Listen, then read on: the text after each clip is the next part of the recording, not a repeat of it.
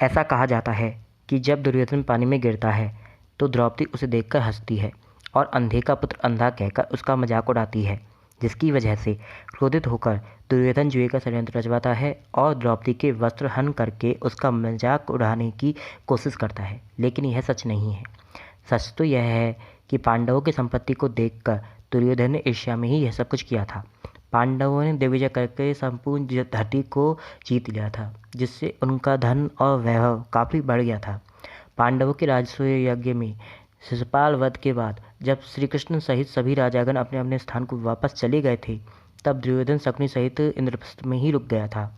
एक दिन जब दुर्योधन मायासुर द्वारा निर्मित सभा भवन में घूम रहा था, तो वह पानी की बावली को स्थल समझकर उसमें गिर गया था, जिसे देखकर भीमसेन, अर्जुन, नकुल, सहदेव उस पर हंस पड़े थे।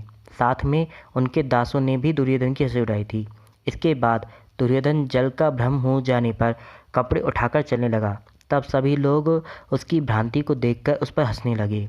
फिर कभी वो बंद दरवाजे को खुला जानकर उस पर टकरा जाता और कभी वो खुले दरवाजे को बंद जानकर उसको खोलने के चक्कर में गिर जाता। इस प्रकार सभा भवन में बार बार धोखा खाकर और पांडवों की संपत्ति को देखकर दुखी होकर वह हस्तिनापुर वापस लौट गया।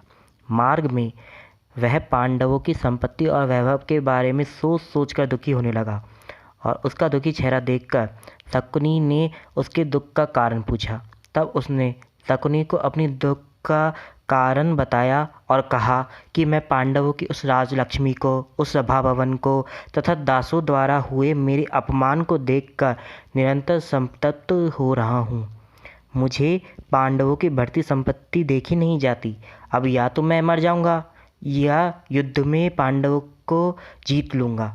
जिस पर शकुनि ने कहा कि श्री कृष्ण सहित 5 पांडवों को और पुत्र सहित राजा द्रुपद को तो मिलकर देवता भी पराजित नहीं कर सकते। लेकिन तुम चिंता मत करो, मैं युधिष्ठिर के साथ में जुआ खेलकर तुम्हें वह राज्य दिला सकता हूँ। बस तुम बहला फुसलाकर अपने पिता द्वारा युधिष्ठिर को द्यूत का न्योता भिजवा दो, बाकी सब मैं संभाल लूँगा। जिसके बाद दुर्योधन धृतराष्ट्र के पास जाकर पांडवों के पराक्रम और पांडवों की संपत्ति का रोना रोकर धृतराष्ट्र को द्यूत के लिए मना लेता है।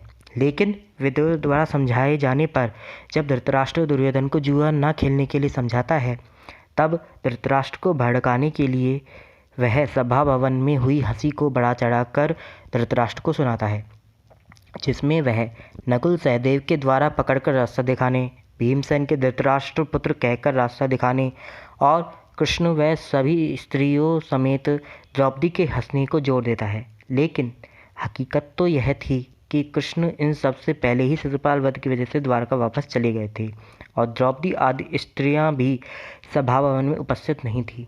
साथ में जो मूल प्रसंग था वह भी दुर्योधन का समर्थन नहीं करता और अगर उसका इस प्रकार अपमान होता तो वो शकुनि से तो इस बारे में ज़रूर कहता। उसने यह सब कुछ धृतराष्ट्र से तब कहा जब धृतराष्ट्र जुआ खेलने के लिए राजी नहीं हुआ था, जो साफ बताता है कि दुर्योधन ने धृतराष्ट्र को झूठ ही कहा था। और अगर दुर्योधन के कथन को सत्य मान भी लिया जाए, तब भी द्रौपदी का सबके साथ हंसने का ही जिक्र महाभारत में मिलता है। असली कारण तो हर जगह पांडवों की संपत्ति को देखकर दुर्योधन के मन की ईर्ष्या को ही बताया जाता है, जबकि आजकल हर जगह यह फैलाया जा रहा है कि एक स्त्री के असमय कहे गए गलत वचनों की वजह से ही महाभारत का युद्ध हुआ था। तो दोस्तों, आपको यह जानकारी कैसी लगी प्लीज़ कमेंट करके बताएं और मेरे वीडियो को लाइक और चैनल को सब्सक्राइब करें। धन्यवाद।